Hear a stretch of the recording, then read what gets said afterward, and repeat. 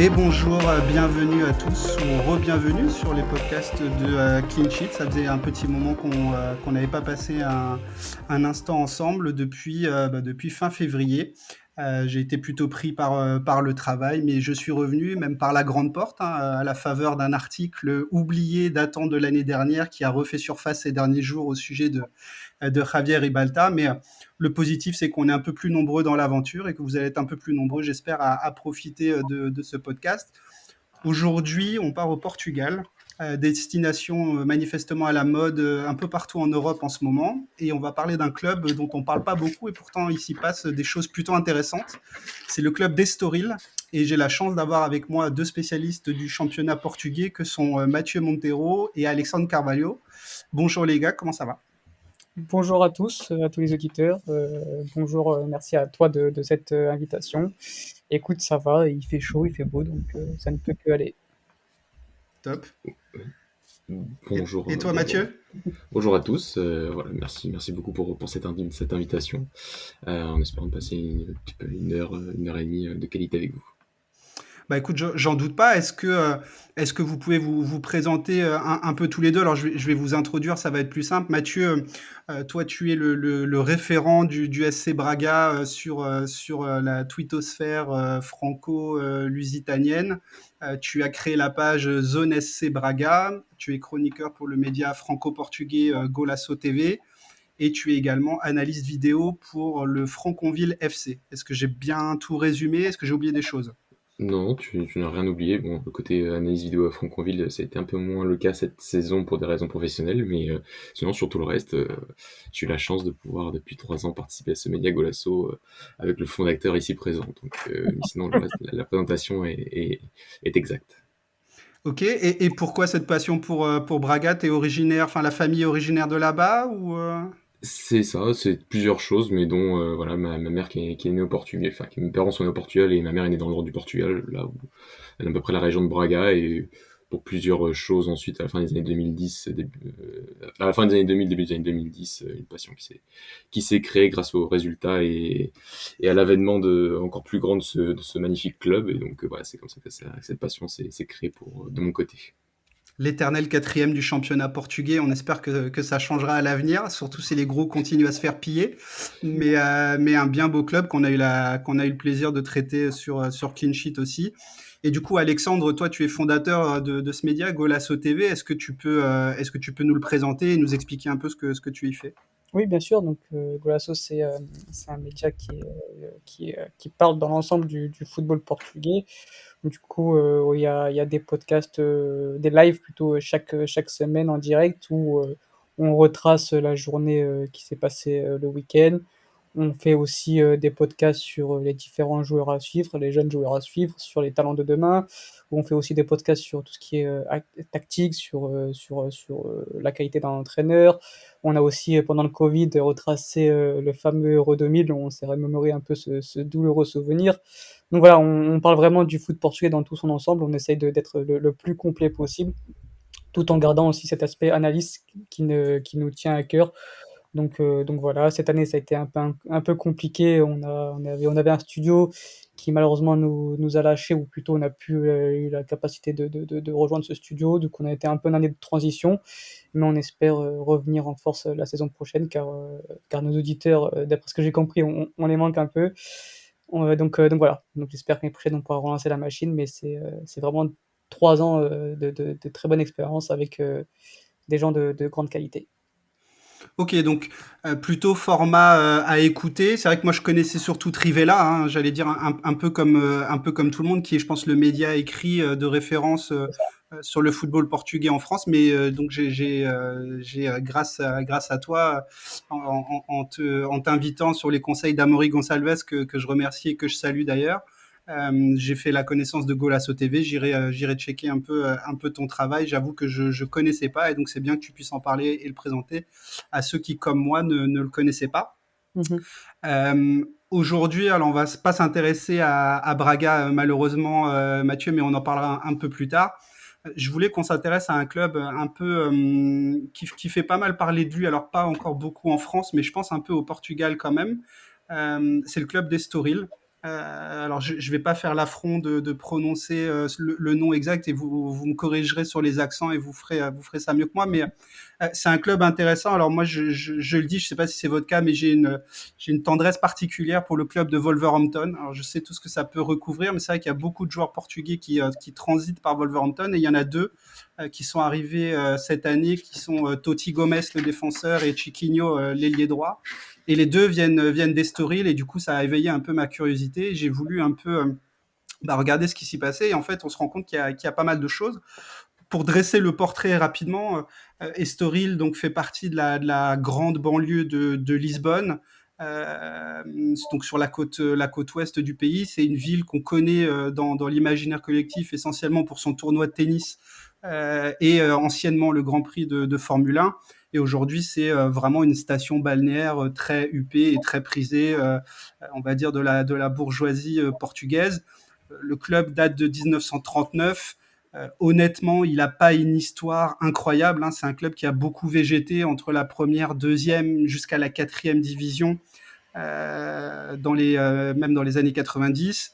Une crise financière et presque au bord du dépôt de bilan dans la saison 2005-2006 et la reprise en 2010 par un groupe brésilien qui s'appelle Traffic Sports Europe, qui a priori porte bien son nom parce que c'est un truc un peu obscur. Alors, le groupe possède les droits télé, notamment de la Copa América, de la Copa Libertadores et de pas mal d'autres choses, et était tenu par un propriétaire qui s'appelle José Aouila, qui est impliqué dans des scandales de blanchiment d'argent et qui coopère avec la justice américaine dans des grosses histoires de détournement de pots de vin, hein. C'est des histoires à plus de 100 millions de dollars de pots de vin, donc voilà, des trucs qu'on aime bien dans le foot, conférer les vidéos de Romain Molina.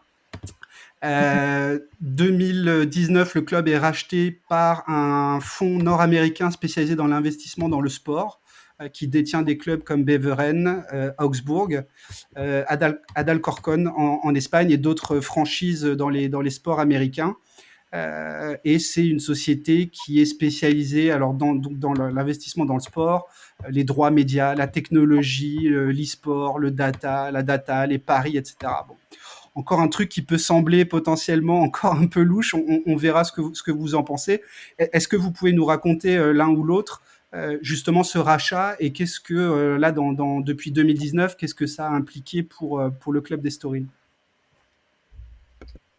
Bah, si je peux commencer, Oui, ça a impliqué, enfin, il y a eu une certaine continuité à partir de 2019 parce que le club descend en 2018 sur l'histoire récente d'Estoril. Voilà, c'est un club qui, sur la décennie 2010, était un club assez prospère, finalement, et un acteur quand même de temps à autre pour se qualifier en Europe, notamment avec la période Marco Silva en 2013 puis 2014, qui a atteint l'Europe 2 fois et le meilleur classement de l'histoire d'Estoril avec une quatrième place en 2013. Puis après, ça a un peu voilà, oscillé jusqu'à cette descente en 2018.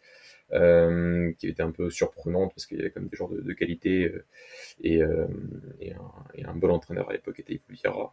Et c'est vrai qu'à ce moment-là, déjà, tu as une restructuration un peu du club, notamment, et bon, on va en parler après parce que je pense que c'est un élément majeur de l'historique des années 2020, finalement, qui est Pedro Alves, le directeur sportif, qui arrive en 2018 en provenance de Braga.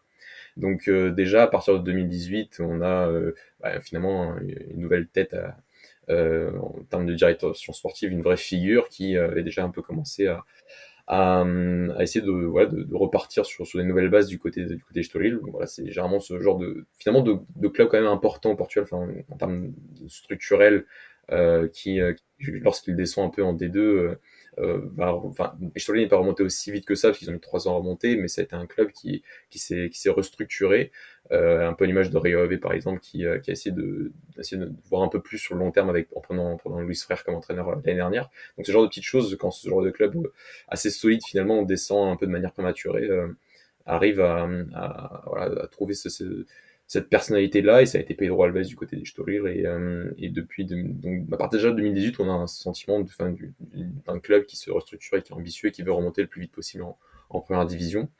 Et en 2019, il y a ce rachat qui finalement, c'est surtout le fait qu'on a pu, le côté de ce fonds d'investissement Trafic au Portugal, qui a eu, comme tu as dit, beaucoup d'histoires, mais il y a aussi pas mal d'histoires au Portugal assez obscures enfin, dire trafic d'influence sur les choses, c'est un peu cocasse, mais voilà, il n'y a pas eu que des affaires internationales par rapport à ce groupe, il y en a eu aussi au Portugal, donc ça n'a pas changé tant de choses que ça, puisqu'il y a eu la continuité avec Pedro Alves, qui est ensuite resté comme directeur sportif à Estoril, et qui l'est toujours aujourd'hui, et la montée qui est obtenue seulement 2 ans après finalement, donc ça n'a pas été un investissement qui a ensuite, enfin, qui a chamboulé finalement l'organigramme du club et son organisation après ce rachat en 2019.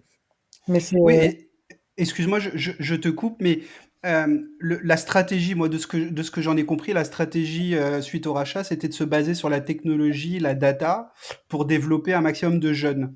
Et donc, le choix de prendre un directeur sportif en provenance de Braga, qui est hors Big 3, le club probablement le mieux structuré au Portugal dans le développement des jeunes, n'était probablement pas anodin, et c'est probablement dans cette optique-là aussi qu'il a été pris, je pense, Pedro Alves.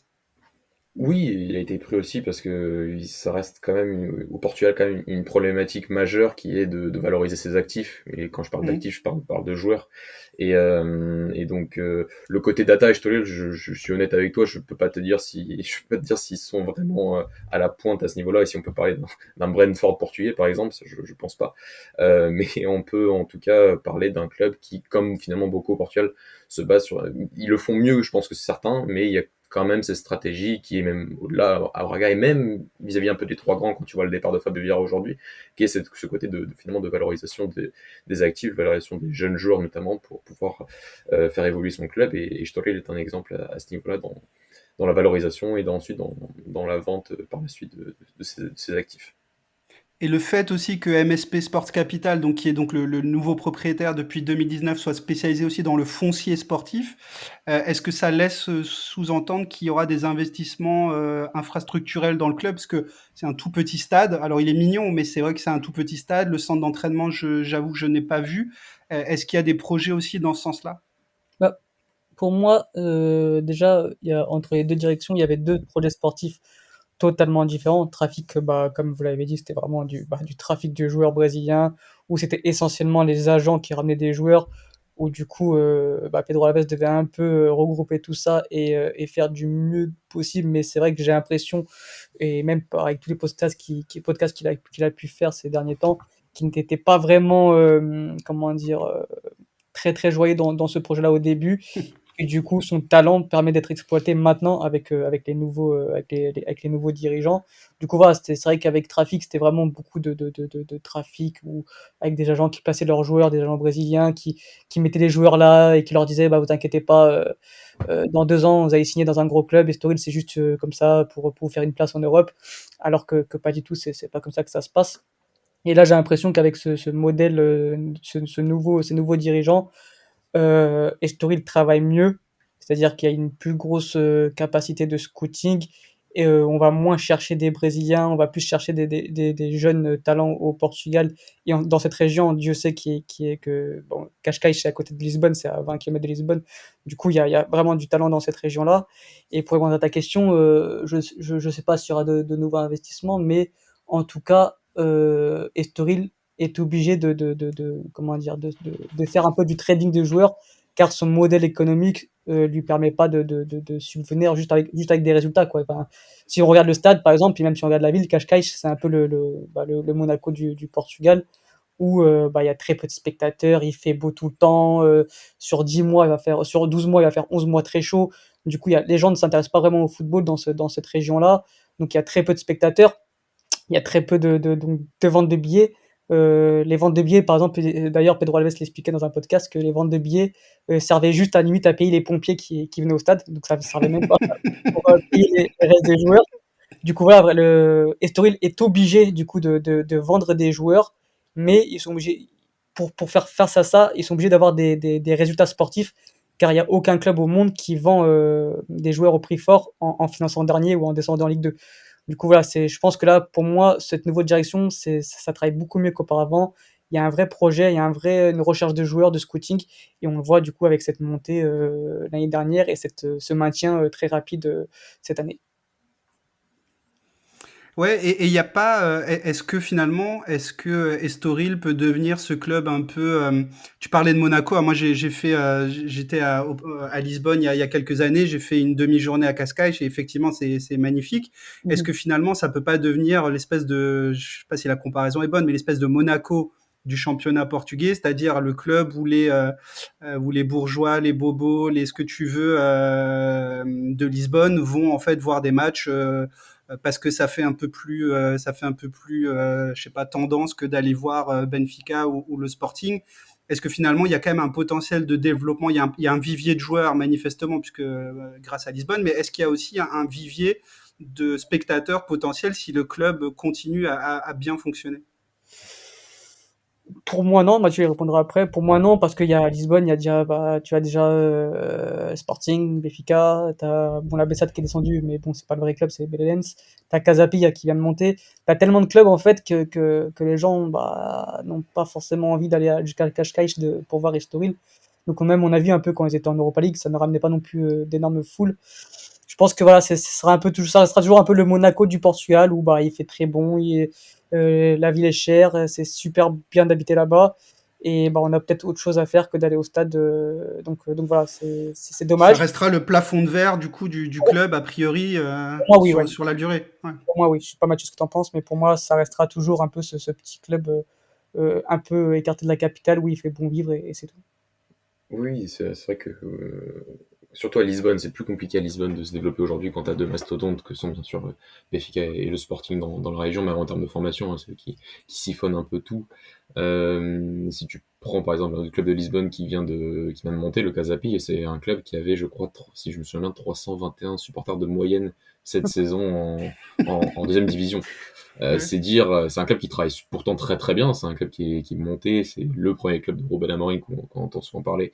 C'est son premier club en tant qu'entraîneur. Bon, le titre était entraîneur stagiaire, il me semble, mais ouais, c'était sous sa saison que le Casapi est monté en deuxième division. Ils sont montés cette année ensuite en première division. C'est un club qui travaille plutôt bien qui travaille même très bien dans la charge d'entraîneur et dans la charge de joueur, mais qui il se trouve dans la région de Lisbonne, dans la banlieue de Lisbonne, et donc il y a voilà, le potentiel spectateur est difficile à avoir, et sans potentiel, enfin, sinon pour moi une règle générale, mais sans un potentiel spectateur et sans un potentiel supporter pour des clubs, surtout au Portugal, ça devient très très vite, ça devient très difficile de se développer à ce niveau-là, et le plafond de verre se ressent aussi assez rapidement.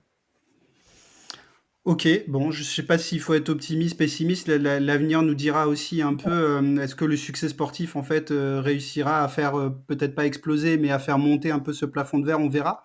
En tout cas, dans l'organigramme, il y a encore deux autres personnes. Alors, je sais pas si vous pouvez en parler ou pas, mais il y a un président, un Espagnol qui s'appelle Ignacio Beristain Bora, qui est un ancien haut cadre d'Adidas, diplômé d'Harvard, donc a priori quelqu'un avec la tête bien faite qui est arrivé au moment du rachat, si je dis pas de bêtises. Est-ce que vous connaissez un peu le personnage et est-ce que vous pouvez en parler un petit peu? Perso, moi non. Je sais juste que je crois qu'il gère la holding d'Estoril, mais C'est ça. voilà, je sais juste qu'il gère la holding d'Estoril, mais après le personnage en lui-même, je pourrais pas en parler précisément, personnellement. Non, tu nous en as parlé, enfin, dans le fil conducteur que tu nous as envoyé, mais c'est vrai que c'est pas de la personnalité publique, entre guillemets, du côté Story. Vraiment, la personnalité publique, ça reste Pedro Alves, le directeur Ouais, sportif. clairement. En termes de communication, aujourd'hui, c'est pour ça d'ailleurs qu'il est venu à Estoril, hein, c'est pour ce côté aussi d'avoir un vrai rôle de directeur sportif qui n'est pas lié qu'au scouting, mais d'avoir aussi ce rôle de communication, de gestion entière d'un club professionnel.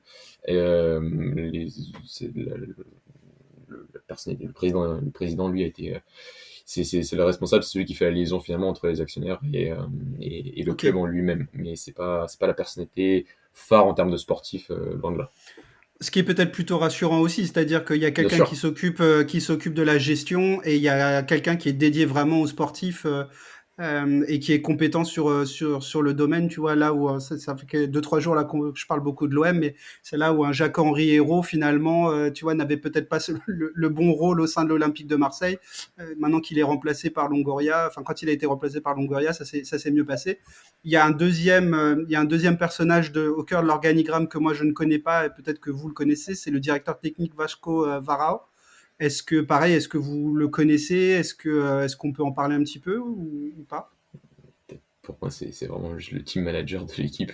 Ouais. Mais ça traduit aussi, parce que ça rebondit un peu sur ta question, sur le côté de l'organisation, parce que on a l'impression que c'est un peu normal, finalement, entre guillemets, d'avoir un président qui pourrait, si en cas d'actionnariat, être un peu ce référent, mais avoir aussi voilà ce directeur sportif et après un team manager, c'est aussi une position qui se démocratise de plus en plus dans le monde du football aujourd'hui.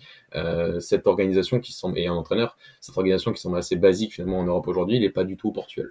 C'est ça qu'il faut dire et c'est aussi quelque chose qui a à mettre en question et enfin et Estoril par exemple était vraiment un des clubs qui a commencé qui était un des pionniers entre guillemets en tout cas avoir cette organisation, même voilà, lorsqu'ils sont remontés en 2010 ou 2011, je sais plus, il y avait déjà ce directeur sportif qui était Mario Branco, qui est aussi un des très noms importants de direction sportive portugaise aujourd'hui. Et tu avais déjà cette organisation avec lui comme directeur sportif, Marco Silva en tant qu'entraîneur, et les dirigeants de trafic au départ, qui n'étaient peut-être pas au départ aussi véreux qu'ils l'ont été à la fin de leur histoire avec Estoril. Et au Portugal, voilà, on a on voit les succès, c'est-à-dire on voit le succès de Estoril finalement sur les 2-3 dernières saisons avec Pedro Alves, on voit le succès de Gil Vicente avec Thiago Leño, qui est un jeune aussi directeur sportif de moins de 40 ans, comme Pedro Alves, qui a réussi aussi sur les 3 dernières saisons à Gil Vicente. On a par exemple Diogo Boral du côté de Santa Clara, quand il était à Santa Clara, on avait cette organisation qui semble assez nette, assez claire, et qui finalement ont donné des résultats. Ont donné des résultats, mais au Portugal, c'est pas du tout aussi limpide que ça. Il suffit de prendre l'organisation des trois grands Portugal. Le Sporting, ça ressemble un peu à ça, mais dans les faits, de mon point de vue, ça ne l'est pas. Et à Braga, c'est aussi un peu différent. Donc, c'est dire que les modèles sont très divers au Portugal cette hiérarchie n'existe pas toujours. Et pourtant, elle démontre qu'elle a de très nombreux succès, comme voilà, les succès de Gil Vicente, d'Estoril et de Santa Clara sur les juste voilà, 2-3 dernières saisons qui démontrent cela. Ce qui laisse aussi penser sur la durée qu'Estoril est a priori là justement pour durer. C'est-à-dire que c'est pas un hit d'une saison, c'est pas dû au hasard, c'est qu'il y a de la continuité, il y a de l'organisation. On verra ensuite ce qui se passera en termes de nombre de spectateurs et d'infrastructures. En tout cas, dans la structuration sportive du club, c'est quelque chose de plutôt solide pour vous. Ah oui, oui, oui. D'ailleurs, bah, il y a eu la continuité de l'entraîneur Bruno Pinheiro qui continue du coup cette année. T'as les équipes U23, qui est l'équipe U23 qui est quand même qui a fait 2 fois de suite le doublé championnat U23 et coupe U23. Donc non, non, il y a un vrai projet derrière où donc du coup bah, Pedro Alves s'occupe de toute cette direction sportive des U23 et de l'équipe A. Et je pense que tant que cet homme-là fera partie intégrante de ce club-là, je m'inquiète pas beaucoup pour ce club-là qui a un vrai projet. Je pense que ouais, qu'ils sont partis pour durer. Ils ne font pas n'importe quoi au niveau des ventes. Ils font pas n'importe quoi non plus au niveau d'entraîneurs. Comme a dit Mathieu tout à l'heure, ils ont un vrai département de scout, que ce soit au niveau des entraîneurs ou aussi des joueurs. Donc voilà, donc il y a une vraie continuité. C'est pas le genre de club qui va virer son entraîneur au bout de 6 journées. Bon, je prends ton prêt, ça se trouve l'année prochaine ils vont partir. Mais non, tu sens vraiment que c'est un club qui a des bases solides et notamment dû à ce fameux directeur sportif Pedro Alves. Alors, c'est une belle passe décisive que tu me fais. Justement, je voulais qu'on aborde le coach Bruno Pinheiro. Dans les quelques recherches que j'ai fait, je vois qu'il est passé par la formation au Benfica. Il est passé également par l'Aspire Academy au Qatar, où il a également entraîné des sélections de jeunes. Il est en poste depuis 2 ans. Est-ce que vous pouvez nous présenter un peu le personnage et nous expliquer un peu comment joue Estoril? Bah, Je sais pas si tu veux commencer, Alex. vas-y, ouais, de toute façon, on va se compléter, hein, mais pour le personnage, c'est un personnage très discret qui fait très très peu d'apparitions dans les journaux ou quoi. Et d'ailleurs, il fait même pas de conférence de presse. C'est le seul entraîneur pour Portugal qui refuse de faire des conférences de presse. Et il expliquait récemment, c'est parce qu'il était timide de une, mais surtout parce que il aimait pas les conférences de presse d'avant-match, parce que pour lui, c'est assez répétitif et du coup, ça le saoule. Et en plus, il dit parfois, ouais, J'attendais qu'un entraîneur le dise ça un jour et finalement on a trouvé, c'est lui. voilà, donc il refuse de faire des conférences de presse d'avant-match parce qu'en plus, oui, ça le saoule et en plus, il dit souvent que bah, les phrases sont souvent sorties hors de contexte. Donc voilà, il se casse pas la tête avec ça. Donc déjà, la personnalité est assez folle. Donc ça fait plaisir à voir parce que bon, bah, ça montre qu'il a de la personnalité et du caractère. Et ensuite, bah, ça reste un entraîneur assez jeune qui a repris l'équipe il y a 2 ans. Il les a fait monter. cette année se sont maintenus très rapidement, même ça a été un peu plus compliqué en deuxième partie de saison, avec notamment le départ de Chiquinho qui a fait énormément de mal. Mais après, au style de jeu, Mathieu complétera, mais c'est une équipe assez comment dire, homogène qui s'adapte à tous les adversaires. C'est un entraîneur qui aime avoir le ballon, mais il sait très bien que il peut pas avoir le ballon 90 minutes pendant le match, donc il sait aussi défendre son ballon, mettre un bloc équipe assez bas face notamment aux grosses équipes et jouer rapidement en transition. Donc voilà, c'est un entraîneur qui a des principes offensifs, mais qui ne réunit pas non plus l'aspect défensif. C'est assez une équipe collectivement. Aujourd'hui, cette année, on a vu un historique là, c'est une équipe très équilibrée. Qui pour moi était agréable à avoir joué parce qu'elle savait un peu tout faire dans tous les aspects du jeu et des matchs. Donc c'est un entraîneur assez prometteur et on va voir ce qu'il va faire l'année prochaine. Je pense que ce sera une année un peu plus compliquée pour Estoril parce qu'ils n'auront plus cette casquette de équipe surprise et de promu. Ils ont perdu Chiquinho, on a vu comment ils ont souffert du coup en seconde partie de saison. Ils vont perdre sûrement aussi leur meilleur joueur de la deuxième partie de saison qui est André Franco. Donc voilà, je pense que ça sera plus compliqué l'année prochaine, mais je m'inquiète pas. Bruno Pinheiro, je pense qu'il trouvera les arguments pour faire avancer cette équipe. Et du coup, pour toi, Mathieu?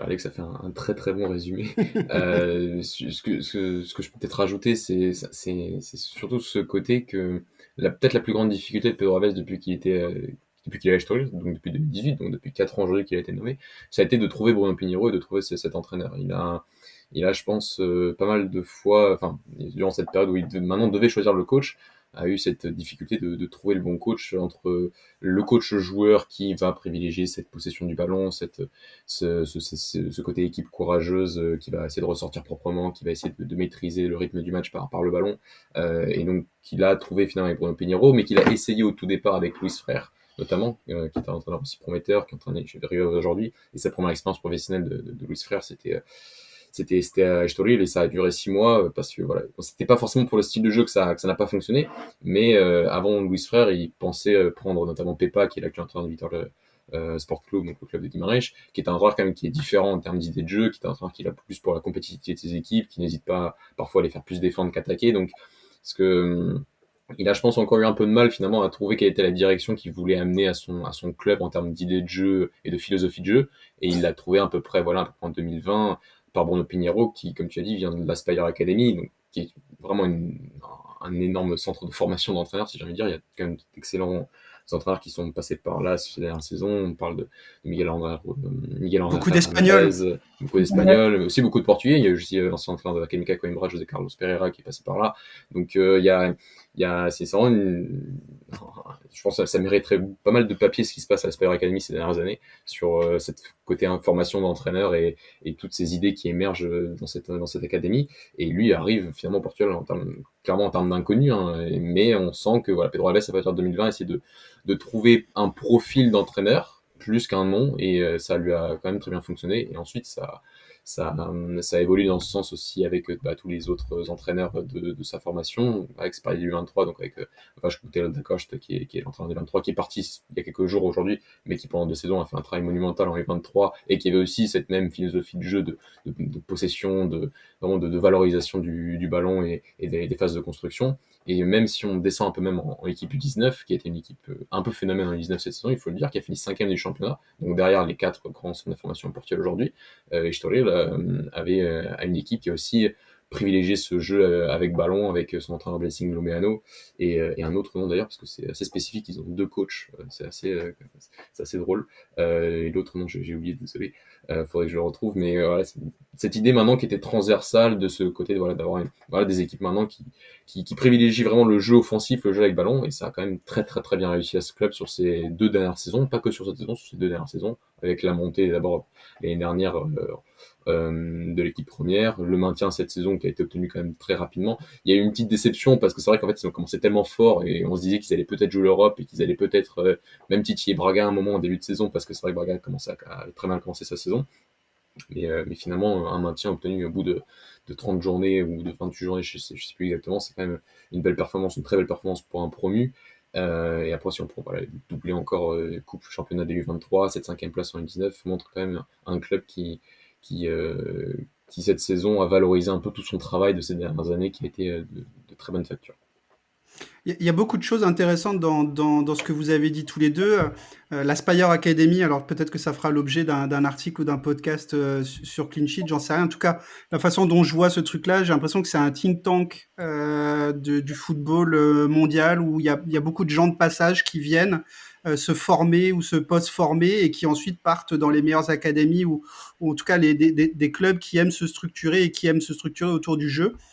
Moi, de ce que je comprends aussi de ce que vous dites, et je trouve que ça fait du sens aussi avec le projet d'Estoril, qui est de se baser, un, sur les jeunes, et deux, sur mettre un peu de la lumière aussi là-dedans. Donc, je pense que pour eux, l'idée, c'était pour valoriser, puisque la pérennité du club fonctionne non pas sur le potentiel d'abonnés, mais sur les ventes de joueurs. Effectivement, ça fait plus envie quand on joue au ballon et quand on marque des buts que quand on défend à 8. Donc, je pense qu'il y a aussi cette double... Vous me corrigez si je me trompe, mais j'ai l'impression qu'il y a aussi cette double aspiration de jeu parce qu'on veut gagner, mais aussi parce qu'il faut valoriser ses assets et qu'il faut les vendre, quoi. Ah oui, et comme je t'avais dit au tout début du podcast, tu ne vends pas d'actifs si tu es dernier de tout championnat, par exemple. Tu vois, C'est vrai. t'es obligé de faire des résultats et de proposer quelque chose en termes de résultats, mais aussi en termes de jeu, pour ensuite valoriser tes actifs. Et c'est ce que font très bien Estoril et ce que fait très bien Pedro Alves. Et c'est ce qu'il a compris immédiatement, c'est que tu peux faire du trading, mais faire du trading pour faire du trading, ça marche pas et c'est impossible à réaliser sans résultats sportifs et sans un jeu pas je dirais flamboyant, mais qui donne envie Attractif. voilà, Ouais. attractif, aux gens de regarder, quoi, tout simplement. Oui, Là, pardon, vas-y. Non, je veux pas te couper, Non, non. vas-y. Non, ce que je disais, c'est que ces piliers-là, en fait, de valorisation sont très présents au Portugal. Il faut aussi pas oublier, enfin, c'est pas pour prêcher pour ma paroisse, mais Pedro Alves vient de Braga quand même. Il a passé 3 ans là-bas, il a été directeur du scouting là-bas. Et l'un vraiment des piliers du club aujourd'hui à un autre niveau qui est historique, bien sûr, mais c'est la valorisation du jeu, pour la valorisation du joueur, pour la valorisation du club.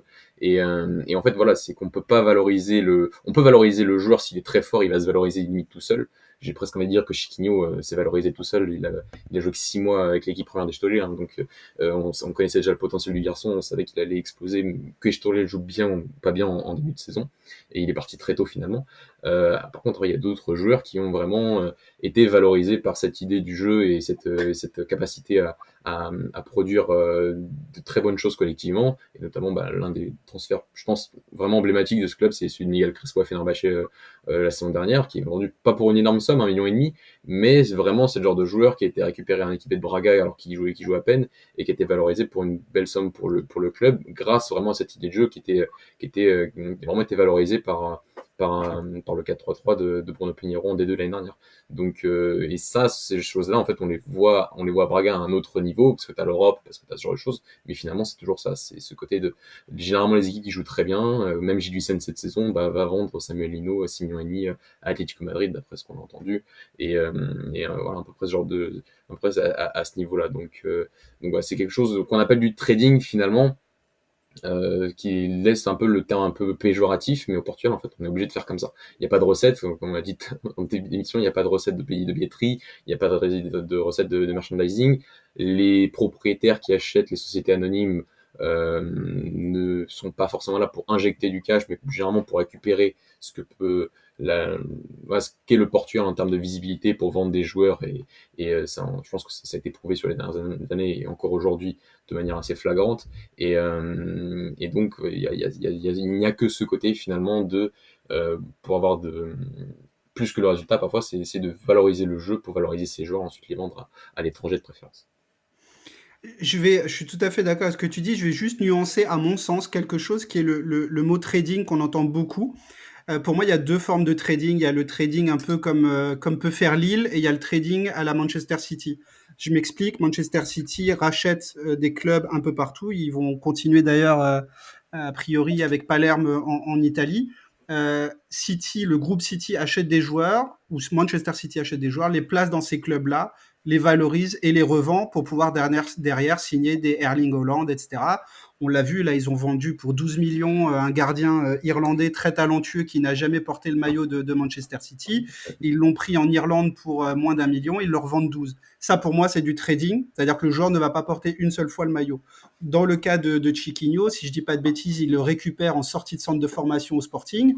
C'est ça. Il a joué. Alors, il y a peut-être d'autres exemples. Miguel Crespo, pareil, il a joué. On va parler d'autres transferts tout à l'heure, mais ce sont des joueurs qui portent le maillot du club, une saison ou 2 saisons, qui partent parce que le talent est trop important pour le club. Mais il y a quand même, pour moi, il y a quand même des minutes jouées et il y a quand même une valorisation du transfert. C'est pas, ouais, tu vois ce que je veux dire? Il y a Ah oui, trading et totalement. trading pour moi. Ah Donc, oui, il y a- je dévalorise pas du tout ces petits clubs qui n'ont pas d'autre choix que de spotter les bons joueurs, savoir qu'ils vont les garder 1 an ou 2, les revendre pour survivre, et des clubs comme Manchester City qui font ça pour se mettre en règle par rapport au fair play financier. Tu vois, pour moi, il y a 2 formes de trading. Je suis vraiment tout à fait d'accord avec toi, vraiment. Et c'est bien de faire la différence en termes de définition parce que oui, il y a une vraie différence entre ça. Mais le truc, c'est que même avec Lille, bon, Lille, c'est un cas un peu encore spécifique, mais vraiment, on va parler de trading avec Estoril, alors que finalement, ils sont juste là pour faire ce que fait Ils tout un club travaillent qui bien. réussit. Ils travaillent bien et quand tu as pas les moyens de tenir tes meilleurs joueurs, bah, tu les vends. Et c'est ce qui se fait au Portugal et à tous les niveaux, hein, que ce soit Estoril, que ce soit Braga, que ce soit même les trois grands au Portugal, hein. Quand on voit le départ de Darwin Nunez, de Fabio Vieira aujourd'hui, c'est aussi, on sait bien que ces joueurs très talentueux ne restent pas au Portugal éternellement et partent assez rapidement. Et on a le cas de Fabio Vieira aujourd'hui encore qui est arrivé il y a T'es obligé en quelques fait. heures aujourd'hui. Les seules recettes exceptionnelles que peut avoir les clubs portugais, c'est par la vente des joueurs malheureusement. Donc t'es obligé de garder tes joueurs 1-2 ans maximum. Généralement, un bon joueur ne fait jamais plus de 3 ans dans un club. Donc voilà, ta seule recette exceptionnelle, c'est la vente d'actifs pour pouvoir survivre tout simplement. En plus, il y a le Covid qui est passé par là, donc ça c'est forcément encore plus, comment dire, Aggravé, ouais. aggravé. Bien sûr. Donc voilà, ouais, maintenant, bah, C'est un peu le message que mettait justement en réaction au transfert de Fabio Vieira. Donc on enregistre, on est le 17 juin, hein, donc le transfert de Fabio Vieira a été validé hier soir. Il a été annoncé, puisque comme Porto est coté en bourse, l'annonce est rendue publique. Euh, Moi, alors, je suis un optimiste de nature, j'ai plutôt tendance à me rappeler de ce que pouvait être le championnat de France il y a 20-25 ans, où on était peut-être aussi un peu en sous-exposition médiatique, avec des clubs qui n'avaient pas tellement d'autres choix que de vendre, et c'est encore le cas pour certains clubs aujourd'hui, hein. Moi, je viens de Strasbourg, il y a des joueurs, on sait très bien qu'on ne peut pas les garder, néanmoins, euh, des vagues de transferts massives, comme on peut en connaître là, avec Luis Diaz déjà l'hiver dernier, là Darwin Nunez, Vieira, potentiellement Vitinha aussi qui pourrait partir, et d'autres. On parle de Zanouzi aussi à Brighton pour remplacer Cucurella. Bref, est-ce que finalement ces vagues de transferts-là vont pas montrer toute la valeur du championnat, l'aider aussi à le valoriser dans le temps? Évidemment, ça va pas se faire la saison prochaine, mais est-ce que dans le temps, c'est un championnat qui sera peut-être plus regardé déjà par les spectateurs, donc des droits télé supplémentaires, des sponsors, etc., pour faire augmenter la valeur du championnat? Si je vois pas d'autres événements qui pourraient catalyser le championnat que se faire piquer tous ses meilleurs joueurs, quoi. Bah, après, déjà, au Portugal, il y a un gros problème, c'est les droits TV. Les droits TV ne sont pas centralisés. Donc, à partir de là, ça va être compliqué pour le championnat portugais de rivaliser avec les autres pays tant que les droits ne seront Est-ce pas que tu peux centralisés. expliquer ça justement pour qu'on comprenne bien? En gros, les droits TV sont négociés individuellement par les clubs. Et donc, avec les différentes du coup, chaînes de télévision. Donc, en gros, les plus grosses parts de marché sont détenues par Benfica, Porto et Sporting, et le reste récolte les miettes, quoi. Donc, il n'y a quasiment pas de droit de TV, par exemple, pour un club comme Estoril, vu qu'on parle d'Estoril aujourd'hui. Estoril en droit TV ne touche quasiment rien. Donc, alors qu'en France, par exemple, les droits TV sont centralisés, c'est-à-dire que tout le monde touche sa part en fonction de nombre de matchs qui est passé à la télévision.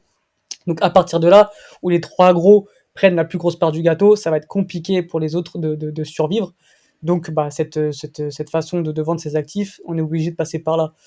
Les droits de TV sont censés être centralisés d'ici, je crois, 4-5 ans. Mathieu, si je dis pas, c'est 2027, je crois, un truc comme ça, hein, 2027. 2026, 2027. 2027, donc, Mais large. à partir de là, ça ira sûrement mieux, mais jusqu'en 2027, les clubs portugais vont devoir vendre, souffrir, donc forcément, pour nous, en tant que Portugais, c'est toujours valorisant de voir nos jeunes partir ailleurs, mais d'un côté, pour les supporters, on se dit que voilà, c'est chiant, quoi, parce que tu peux pas t'attacher à un joueur, car tu sais qu'au bout de 1 ou 2 ans, il va partir, et que c'est un éternel recommencement, on recommence chaque année, on repart de zéro, on vend des joueurs et on repart de zéro. Et après, on espère qu'on va faire une petite prestation Ligue des Champions pour pouvoir encore une fois valoriser un actif et le revendre. Enfin, voilà, ça en finit jamais. Et tant que ce sera comme ça, les clubs portugais ne pourront pas non plus faire des grosses prestations en Europe. Et le championnat portugais sera toujours en quelque sorte le sixième, voire maintenant le septième, parce que les Hollandais vont passer devant nous. Donc c'est dommage. Mais en même temps, c'est juste ce qu'on récolte quand les droits TV ne sont pas centralisés. C'est un débat qui a lieu au Portugal depuis des dizaines d'années. Donc voilà, il a fallu se réveiller avant, mais moi jusqu'en 2027, je suis un peu inquiet et on aura toujours ce modèle économique de vendre nos actifs le plus rapidement possible à n'importe Et quel prix. qu'est-ce qui a fait que la situation va se décanter en 2026 ou 2027? Quel événement est apparu pour que ça change? La honte. Non, mais c'est ça en fait, c'est de se dire qu'en fait, ça fait, je crois, le dernier championnat à avoir, enfin, à part le Portugal, c'est l'Ukraine, il me semble, mais ça doit faire 2014 ou 2015, je crois. Nous, on fait ça en 2027, enfin 2026. Pour dire qu'au moment où en fait on pensait qu'on allait tous commencer à mettre ce modèle en place, les trois grands ont négocié des contrats individuels de nouveau sur 10 ans. Ce qui n'était jamais fait auparavant, c'était sur 5 ans. Donc là, on a essayé de conserver une part du butin qui était énorme, c'était le plus gros contrat que les grands avaient négocié, mais en plus sur 10 ans pour cadenasser le système à ce niveau-là. Et ça impacte plein de choses, hein. Mais sur ce point de vue-là, ce que disait Alex, c'est tout à fait juste sur le côté voilà, que les grands cadenassent tout et qu'à un moment, les pouvoirs publics ont été obligés de se mettre un peu dans la danse pour réguler un peu ce marché finalement, hein, qui était voilà, que les droits télé étaient exclusivement réservés aux grands et que finalement on avait une part du gâteau trop petite pour les autres clubs du Portugal qui avaient du mal qui avaient du mal et qui ont eu du mal à se développer. Et ça impacte voilà, le coefficient FA. Parce qu'en plus, le vrai impact aujourd'hui, finalement, c'est le côté qu'on a une conférence league avec des clubs hollandais qui ont très bien performé, comme Feyenoord, parce que c'est peut-être le 4-5e club hollandais aujourd'hui, mais avec des moyens quand même assez conséquents pour être compétitif en Europe. Nous, au Portugal, le 4-5e club, c'est aujourd'hui le Vitória Sport Club de Guimarães, Gil Vicente, ce sont des clubs qui ont des budgets largement inférieurs à Feyenoord, par exemple. Parce que finalement, sur des années, on n'a pas réussi à faire en sorte que l'écart soit un peu plus réduit, que ces clubs aient des moyens, et finalement, c'est tout le monde qui va payer, entre guillemets, parce qu'on va pas être assez compétitif dans les compétitions Europa League et surtout la Conference League, et ces points-là vont se perdre et vont faire en sorte que les Pays-Bas vont passer devant nous, et à raison, parce que ils ont eu un modèle beaucoup plus collectif que nous qui a été individualisé, et par tout départ de la question, c'est vrai que pour promouvoir le championnat portugais, il y a vraiment finalement que deux choses. Il y a les performances en Europe des clubs, que ce soit en Europa League ou en Ligue des Champions, qui ont été finalement plutôt bonnes, hein, cette année, hein. Quand on regarde le parcours de Benfica, de Braga en quart de finale d'Europa League et Ligue des Champions, le Sporting a quand même fait une belle campagne de Ligue des Champions qu'il n'avait pas fait depuis 15 ans, je crois. Porto était peut-être un peu plus décevant malgré un groupe de Ligue des Champions assez élevé. Mais donc il y a ces parcours-là, et il y a ensuite voilà, la vente des joueurs pour montrer qu'un Luis Diaz est un joueur au Portugal et est finalement un excellent joueur, et on le voit tous aujourd'hui aux yeux du monde entier, plus que de l'Europe. Ensuite, pour vendre ses droits télé à l'étranger, finalement, on se retrouve avec une impasse parce que sans centralisation des droits télé, en fait, il n'y a pas véritablement de politique commune pour vendre les droits télé dans un pays étranger. Donc on se retrouve, si on prend l'exemple de RMC Sport aujourd'hui, en fait, RMC Sport achète les droits juste des matchs de Benfica, de Porto et de Sporting. Ils disent qu'ils achètent le championnat portugais, alors que finalement, en fait, ils achètent que 3 clubs. Oui. Parce que c'est très facile pour eux, et pour les chaînes de télé, c'est très simple d'acheter finalement que les matchs de 3 clubs et plus que des packs étrangers, comme ce qui se fait dans le monde entier finalement, mais pas au Portugal. Donc voilà, on est un peu sur cette problématique-là, qui devrait se décanter en 2027. Ce que je veux dire, c'est qu'ensuite, après 2027, il faut, entre guillemets, une culture du droit, enfin, des droits télé, dans le sens ensuite de répartir de manière euh, équilibrée, parce que finalement, si la clé de répartition, elle se retrouve à être que sur les 3 premiers, et on sait quasiment tout le temps qui sont les 3 premiers, et que le reste, finalement, a une clé de répartition moins bonne, et finalement, on changera pas forcément de système, on aura juste changé le nom de comment sont répartis les droits télé, mais pas forcément de système dans le fond. Il y a quelque chose, c'est très intéressant ce que tu nous expliques, et ce qui nourrit encore plus ce sentiment de honte pour moi, c'est que finalement, même Casapia dont tu parlais avec 300 spectateurs, ça bosse bien, ça va vendre des joueurs et ça joue bien au foot. Donc ce qui nourrit encore plus le sentiment de honte, c'est que même en prenant toutes 90% des parts du gâteau, les autres arrivent quand même à bosser et à faire des choses, quoi. Donc Je pense que c'est quand même, alors, il faut quand même essayer de trouver le positif là où il est, mais je pense que c'est quand même de bon augure et je pense que les trois, là, les trois gros Égyptiens en 2027, quand ils vont avoir encore un peu plus de fric, ça va vraiment être chaud pour nous. Donc ils sont encore gavés là sur un accord de 10 ans, mais je pense que les choses devraient changer parce que même avec très peu de moyens, bah, finalement les clubs portugais bossent bien. En tout cas, certains clubs bossent bien. Et moi, il y a un truc qui me frappe.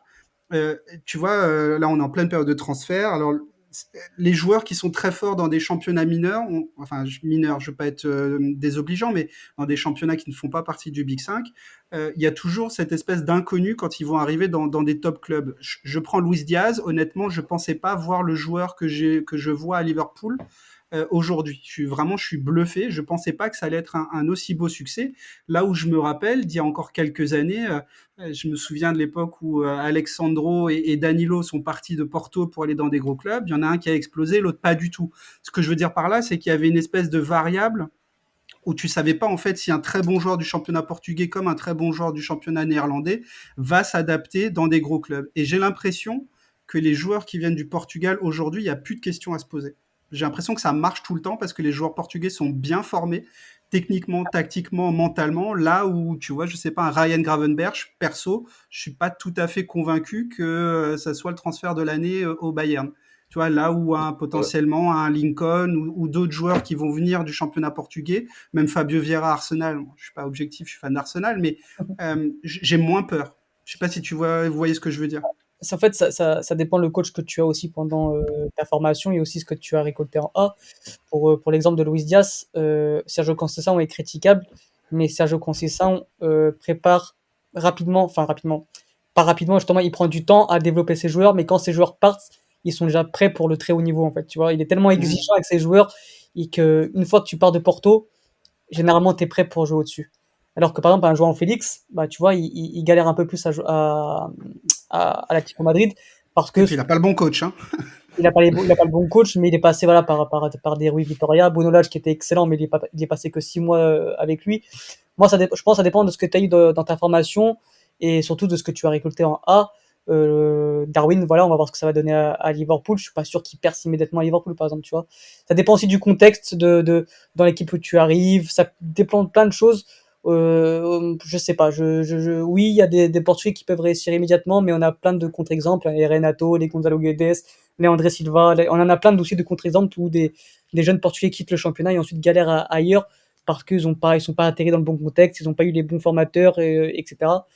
Donc à voir, mais en tout cas, comme j'ai dit tout à l'heure, c'est valorisant de voir nos jeunes talents partir dans ces grands clubs. C'est pas bien pour le championnat portugais, mais c'est bien pour la sélection, car forcément, plus on a de joueurs qui jouent dans des grands clubs, plus la sélection est valorisée et elle peut aller plus loin ensuite dans les différentes compétitions internationales. Puis il faut prendre la succession du monstre, hein, donc va falloir être équipé, hein. Mais si je peux revenir sur ta question, c'est vrai que on parle beaucoup finalement de ce même pas pour d'ailleurs pour le football portugais et le football néerlandais, mais aussi pour le football allemand.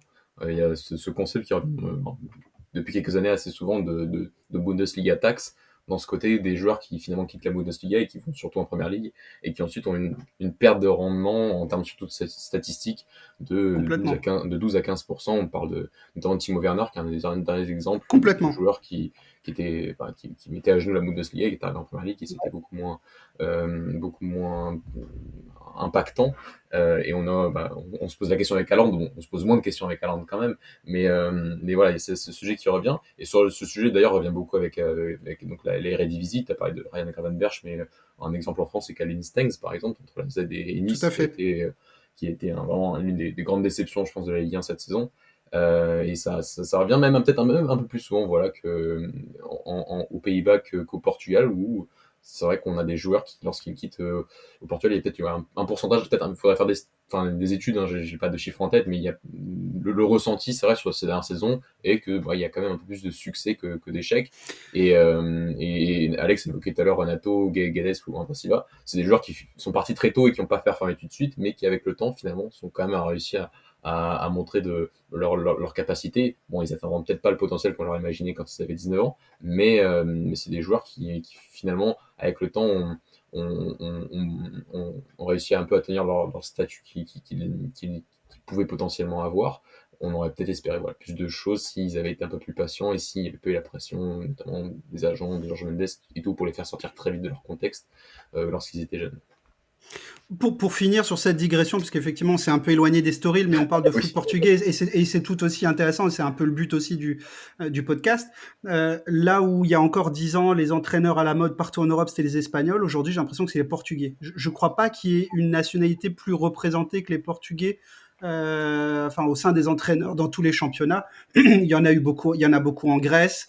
Il y en a en Europe de l'Est, il y en a en France aussi. Alors ça n'a pas toujours marché. Là, Fonseca devrait remplacer Gourvenec à Lille si c'est pas déjà officiel.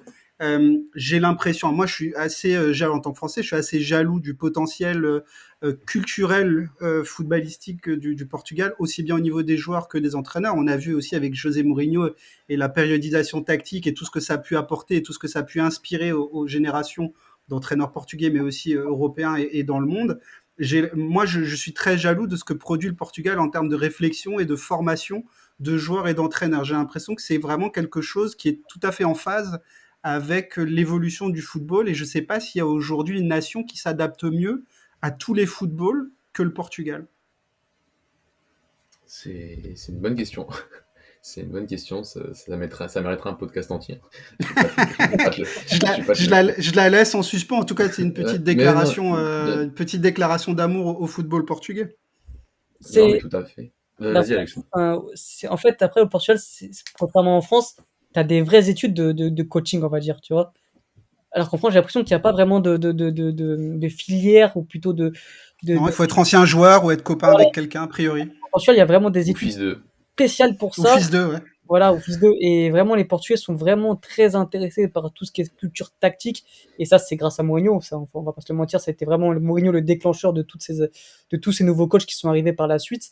Donc ouais, non, le Portugais, on va dire, est beaucoup plus réfléchi. Le Portugais, c'est-à-dire que s'il voit qu'à, par exemple, à 20 ans, 25 ans, il ne fera pas carrière, il va s'arrêter. Il va faire des directs. Luis Campos, Pedro Alves, pour revenir là-dessus, pour revenir un peu sur Estoril, il voyait que c'était un joueur moyen, qui est d'ailleurs, il est passé par Paulo Fonseca, qui va entraîner Lille, comme tu as dit. Et justement, il s'est dit, bon, j'ai 25 piges, je vais sûrement jamais devenir un grand joueur. Donc, je vais me cultiver différemment, je vais faire travailler mon cerveau à la place de mes pieds. Et donc, je vais apprendre. Et donc, il a appris de Paulo Fonseca. Il a appris de son entraîneur adjoint Nuno Campos. Et donc, il s'est dit, bah non, je vais pas devenir entraîneur, mais je vais devenir directeur sportif. C'est pour ça aussi qu'on voit beaucoup de directeurs sportifs portugais. Tu as Thiago Pinto à Rome, Absolument. Pedro Alves, Absolument. Antero Henrique, Luis Campos. Donc, c'est-à-dire qu'en fait, les Portugais, à partir du moment où ils voient qu'ils ne font pas une grosse carrière de joueur, ils se disent, bon, bah j'arrête, je vais pas forcer, et je vais me mettre sur les bouquins, je vais apprendre, je vais devenir entraîneur, directeur sportif, conseiller sportif.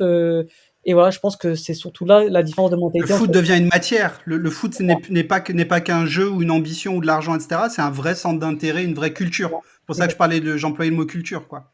Exactement. C'est tout à fait ça. On peut parler d'univers de l'entraîneur en Portugal, mais plus que d'univers football. Enfin, moi, je dis souvent qu'au Portugal, il y a une vraie.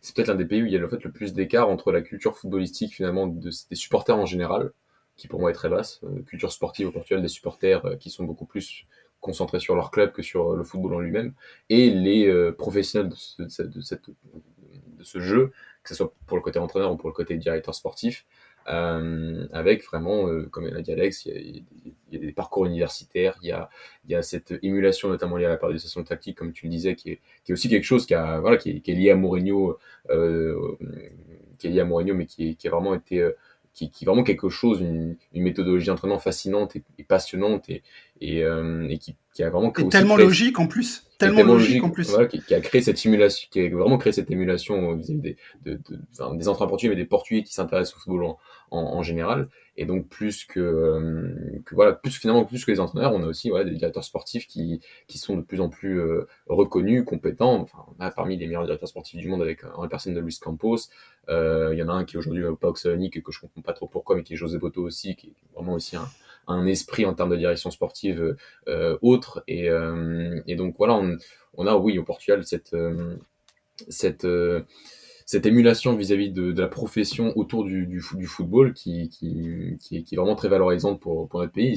Sans ça, finalement, on n'aurait pas encore des clubs, je trouve, compétitifs en Europe. On aurait, depuis l'arrêt Bosman, voilà, on est quand même un pays de 10 millions d'habitants qui fait pas partie des pays les plus riches d'Europe, et pourtant on est quand même encore le 6e championnat européen, à la lutte avec les Pays-Bas, mais c'est finalement assez normal en termes de contexte. Mais c'est, je pense, cette culture footballistique et cette professionnalisation du football qui a vraiment permis au Portugal d'atteindre les résultats qu'il a eu aujourd'hui en termes de club, et plus de maintenir à peu près ce niveau qui n'est pas toujours exceptionnel, mais de le maintenir à peu près, que ce soit en club ou même en sélection, qu'on prenne la sélection des jeunes qui performent quand même dans pas mal de tournois aujourd'hui. Mes yeux ont brillé quand tu as parlé de José Boto, qui, alors moi je joue beaucoup à Football Manager. Dès que je peux, je le recrutais parce qu'il avait 20 partout, quoi. Oui. Donc, je sais pas ce qu'il foutait au Shakhtar, et j'ai pas compris ce qu'il est parti foutre au PAOK.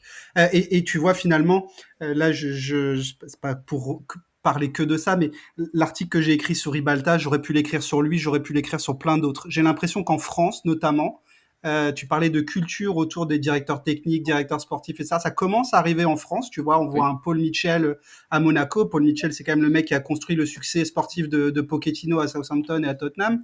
On voit aujourd'hui, on comprend l'impact de Luis Campos depuis son passage à Monaco et à Lille.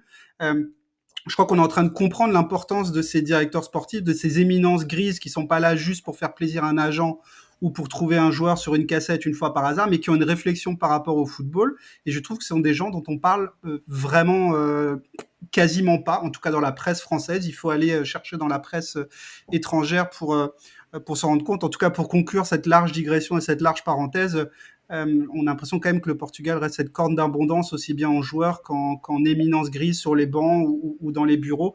Et ça, je trouve que ça restera toujours positif. Pour refaire le lien avec Estoril, on parlait tout à l'heure de Pedro Alves et probablement de ses prédécesseurs aussi. Estoril est un club qui a toujours très bien travaillé, en tout cas sur les dernières années, qui a bien travaillé en termes de transfert. Je vais juste donner quelques noms et vous reviendrez sur les cas qui vous paraissent les plus intéressants. Léo Bonatini, donc, qui aujourd'hui, je crois, appartient à Wolverhampton, prêté en Suisse, il me semble. Ils l'ont acheté 400 000 euros à Cruzeiro et qu'ils ont vendu à Al Hilal à l'époque à 5,5 millions. Chiquinho, qu'ils ont donc pris au centre de formation du Sporting, qui a joué quelques matchs, si j'ai bien compris, et qui a été vendu 3,5 millions à Wolverhampton. Marcos Antonio, le Brésilien, qui va passer du Shakhtar à la Lazio là, dans les prochains jours, que le club a récupéré en équipe de jeunes à l'Atlético Paranaense. Diego Carlos, qui a rejoint Aston Villa et qui est passé par Séville, et avant ça à Nantes, ils l'ont récupéré au petit club de Madureira. Joao Pedro, l'international italien, brésilien de naissance, passé par Estoril aussi avant Cagliari. Tu as parlé de Miguel Crespo, parti à Fenerbahçe. Mateus Nunes, je suis mauvais en prononciation, qui a priori se dirigerait vers l'Angleterre aussi, récupéré au petit club d'Eri Seirense pour pas grand-chose et vendu pour un peu moins d'1 million au Sporting. Si je résume, on sait recruter et on sait vendre, on sait spotter les bons joueurs qui risquent de partir pour un bon prix du côté d'Estoril. Oui, et tu as notamment, par exemple, on parlait tout à l'heure de José Boto et du PAOK. Tu as par exemple Felipe Suarez qui sont partis récupérer, et d'ailleurs c'est l'œuvre de Pedro Alves, qui sont partis récupérer à Benfica B, et qui ensuite ont su le vendre à Morelense, qui est maintenant du coup il est parti comment ça s'appelle, au PAOK. Au PAOK. Donc ouais, t'as aussi Luca Evangelista, qui est parti à Nantes du coup. Ils ont ouais, cette capacité à recruter des très bons joueurs, surtout depuis que ce crack de Pedro Alves est arrivé. On en parle beaucoup depuis ce podcast parce que vraiment, pour moi, il fait partie des tout meilleurs directeurs sportifs au Portugal.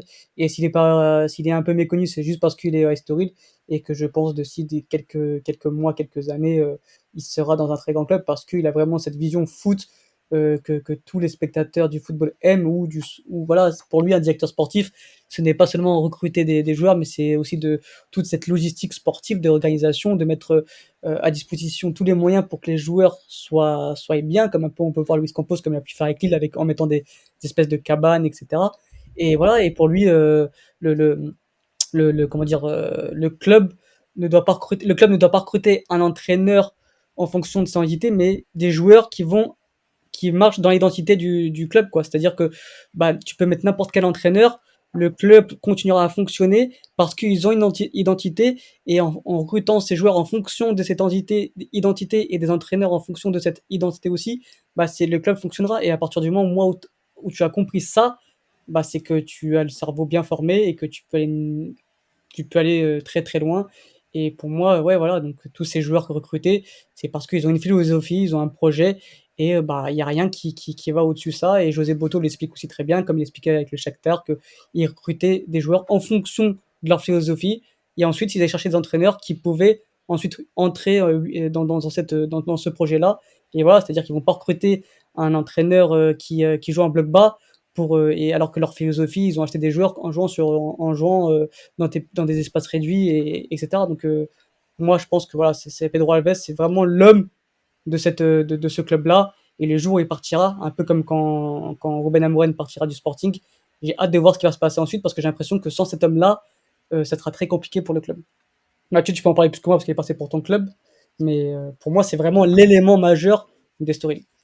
Oui, enfin, parce que finalement, sur les transferts que t'as listés, il y a quand même d'autres clubs finalement qui ont aussi ce genre de liste de joueurs quand même intéressantes en termes de vente, hein. On a parlé notamment de Santa Clara sur les dernières années, qui a vendu la Lincoln, mais si on prend les derniers transferts, et Morita devrait signer au Sporting aussi, c'est à peu près dans ces eaux-là en termes de transferts. Donc, c'est pas, il y a ce côté vente, mais il y a aussi il y a certains transferts que je trouve qui sont vraiment différents côté Stölil, notamment Marcos Antonio qui a été trouvé très très tôt du côté de l'Atlético Paranaense et qui a été vendu certes très vite, mais trouver ce genre de joueur aussi talentueux, par contre, alors il est parti très vite, mais c'est la différence, je pense, en termes d'œil du côté du scouting de Pedro Alves qui vraiment recrute des joueurs limite un peu spéciaux et qui permet finalement d'atteindre des ventes qui sont pas records.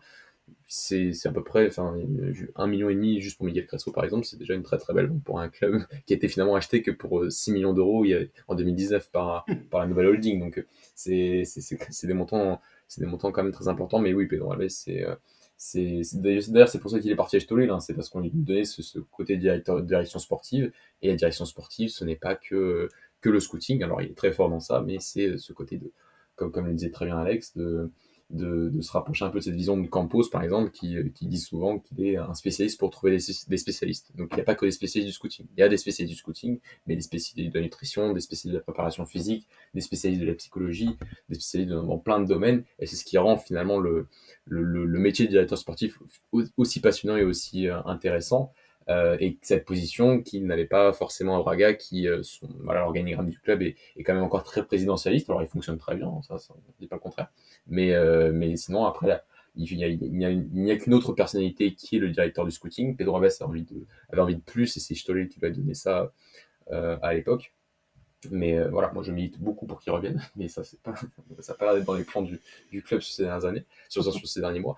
Mais et voilà, et dire aussi que, comme le disait très bien Alex, maintenant pour choisir ses entraîneurs et pour choisir ses entraîneurs en fonction d'une philosophie de jeu, il faut quand même aussi un peu de temps. Et pourtant, les débuts ont pas été à succès. Alors, il était à succès en termes de transfert. Voilà, des joueurs comme Marcos Antonio sont partis à peu près en 2018-2019. On n'a pas parlé d'un autre joueur des Wolves qui passait par les Wolves, qui est Renat Dadashov. Alors, il n'a pas marqué beaucoup le club, hein, mais il était aussi acheté par les Wolves à Estoril. Donc, il y avait les seuls succès au départ étaient à peu près ces ventes-là. En termes sportifs, ça a été compliqué à mettre en place.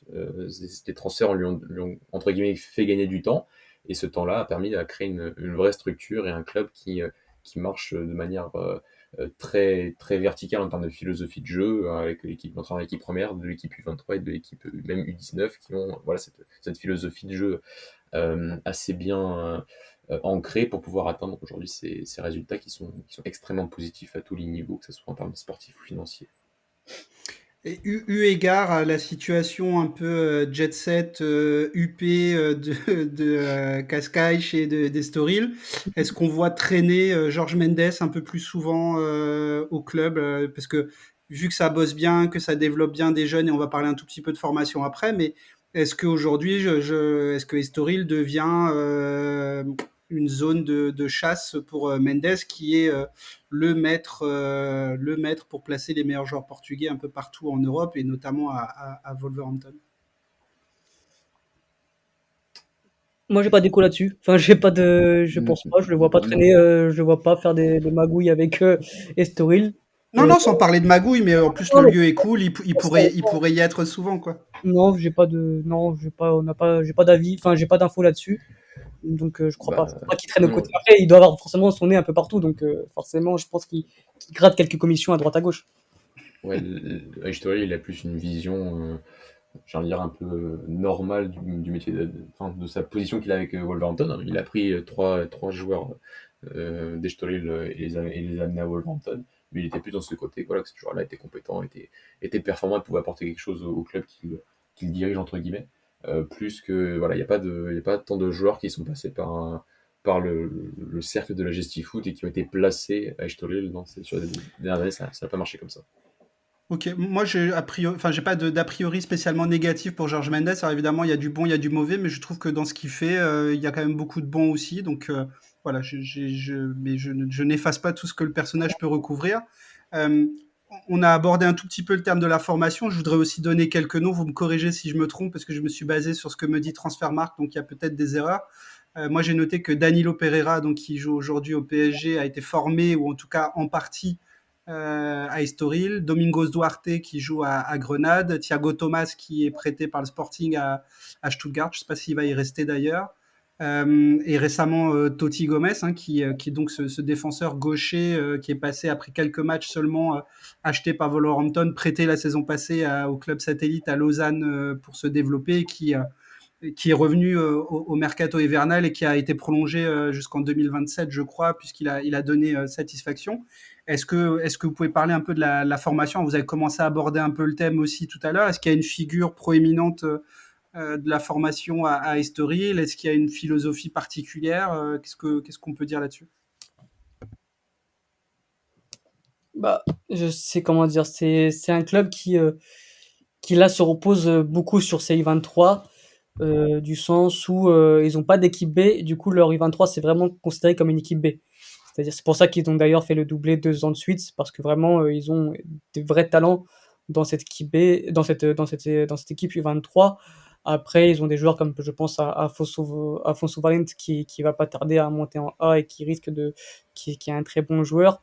Après, au niveau de la formation pure, c'est un club qui progresse de plus en plus, surtout sur les 3 4 dernières années. On voit de plus en plus, par exemple, les U19 se qualifier pour les phases finales, parce qu'en fait, au Portugal, c'est différent. En France, il y a un championnat sur toute une saison, et ensuite, il y a les playoffs qui se jouent en fin de saison, alors qu'au Portugal, il y a plusieurs phases, en fait. Tu as une première phase où tu joueras que contre les clubs de Lisbonne, la région de Lisbonne ou de Porto, enfin, ou tous les clubs à côté. Et ensuite, tu as une deuxième phase qu'on appelle ça la phase de champion, où tous les clubs qui ont fini dans les 4 premiers ou 3 premiers de la première phase vont s'affronter, et donc c'est la phase des champions. Et avant, Estoril se qualifiait très peu dans cette phase de champion, et depuis le Covid, depuis 2019-2020, ils arrivent de plus en plus à se qualifier et à faire bonne figure dans cette phase de champion en finissant dans les 6 premiers, 5 premiers, même s'ils sont que 8, je crois, par phase, par groupe. Donc voilà, je pense que c'est une équipe, c'est un club qui travaille de mieux en mieux au niveau de la formation, et on le voit ensuite bah, forcément avec ses montées en U23, et quand ils arrivent en U23, ils sont déjà prêts, et ça remporte des titres, et après une fois qu'ils remontent en équipe A, ils sont prêts aussi. Donc ouais, ouais, c'est un club qui progresse pour moi au niveau de la formation, et j'ai hâte de voir ce que ça va donner dans les années à venir. Tu as commencé à parler un peu d'Afonso. Encore une fois, hein, je vais m'excuser pour la prononciation. Ouais. Moi, j'ai commencé une petite partie avec eux là sur Football Manager parce que vraiment ça m'a chauffé. Effectivement, j'ai noté des joueurs comme André Franco. Alors, je me souviens plus s'il est formé au club. Je crois que oui, mais je suis pas sûr. Afonso Valent, Rodrigo Valent, Sergio Andrade. Mhm. Est-ce que vous pouvez nous parler un peu justement de ces, alors je sais pas si on peut les appeler des pépites, mais en tout cas peut-être pour André Franco, de ces joueurs formés au club et comment ils ont performé, ou est-ce qu'ils vont arriver en équipe 1 là, quel nom est-ce qu'il faut qu'on retienne de la Story dans les prochains temps? Ouais, Si si je tu peux veux. commencer, on va en faire un chacun avec Alex.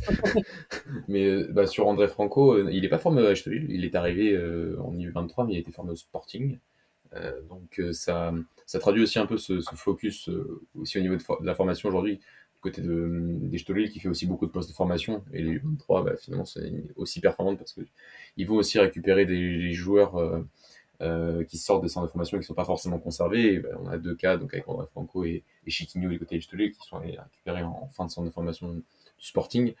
Mais André Franco, c'est un peu la suite logique. Enfin, c'est pas c'est un milieu de terrain qui était dans ce 4-3-3, le milieu de terrain le plus offensif et qui a une qualité une très bonne qualité technique contre les lignes, qui a une vraie faculté notamment à se projeter dans la surface et à marquer beaucoup de buts, hein. Il a Une un belle bon frappe aussi, hein. positionnement, une très très belle frappe, et donc quand il s'approche de la surface, c'est un vrai atout, et il a progressé au fur et à mesure de ces saisons Estoril. D'abord en U23, l'année dernière il était quand même un peu plus dans l'ombre d'un Miguel Crespo, qui était vraiment la figure en D2 du côté des Stolil, qui était un joueur créatif, qui était capable vraiment de faire vivre le collectif des Stolil.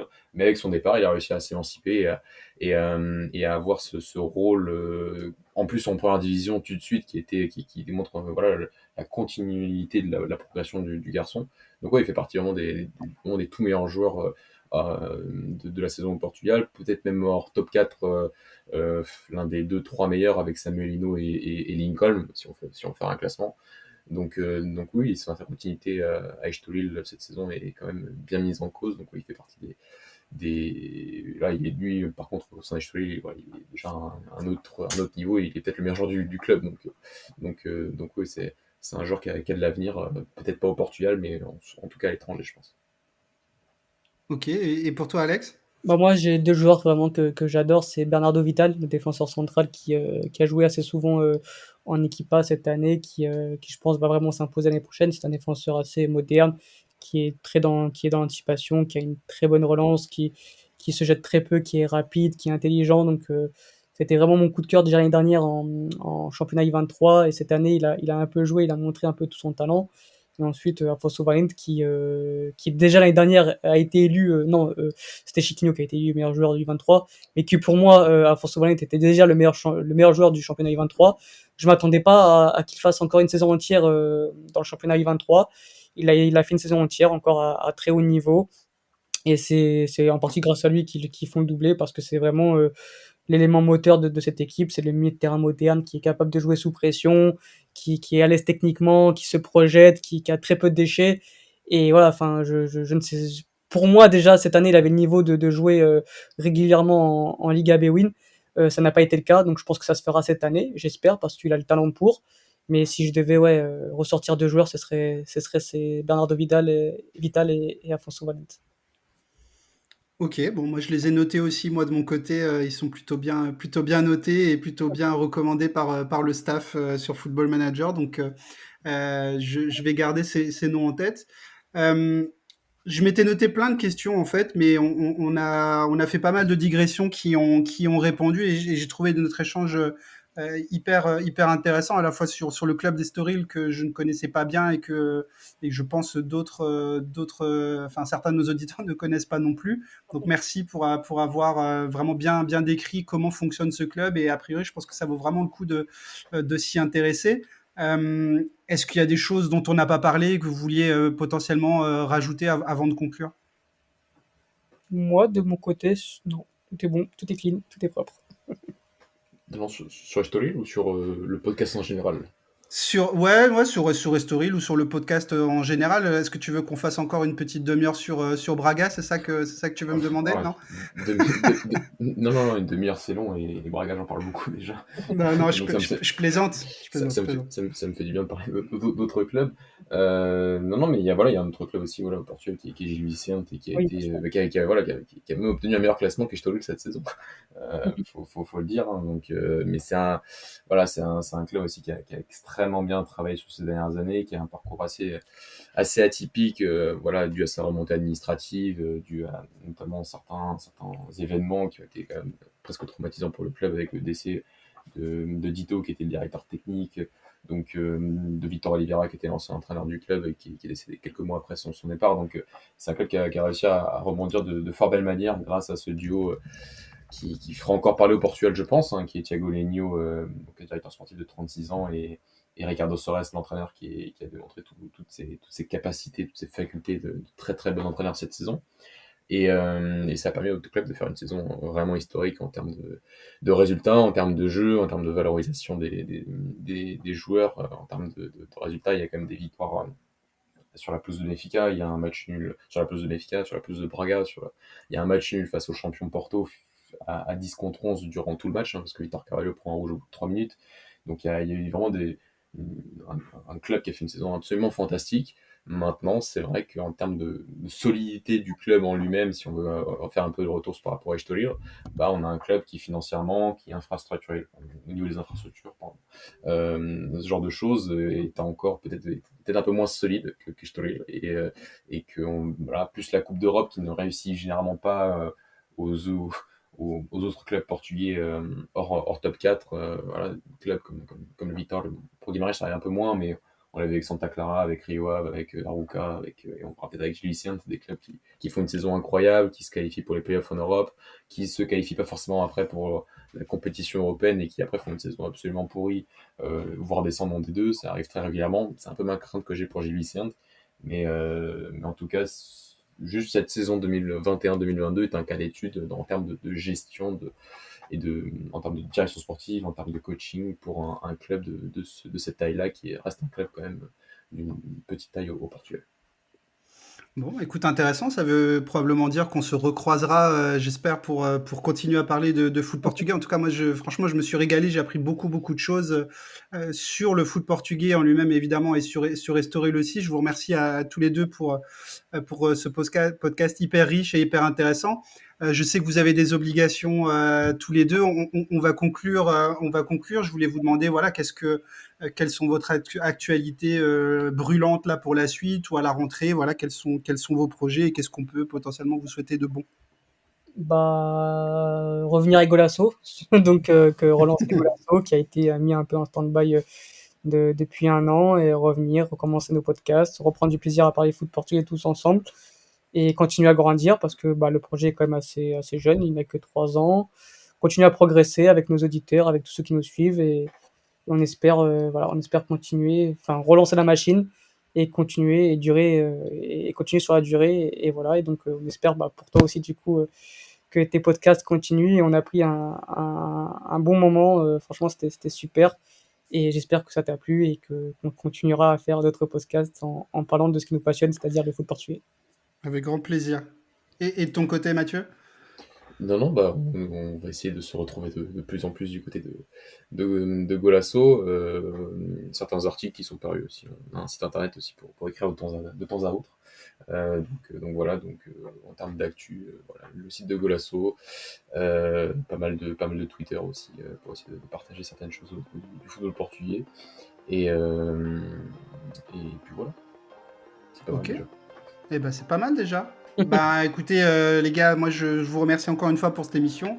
Je vous souhaite de bonnes vacances un petit peu en avance, hein, mais vu le temps qu'il fait, on a l'impression d'y être. En tout cas, j'espère qu'on pourra se retrouver tous les trois autour d'un micro parce que c'était vraiment passionnant. J'espère que les auditeurs vous avez aimé. En tout cas, on se dit à très bientôt. Et puis les podcasts reviennent, mais reviennent pour de vrai, hein. Je repars pas pour 4 mois. On se retrouve dès la semaine prochaine. À bientôt tout le monde. Salut. Salut. Salut, ciao.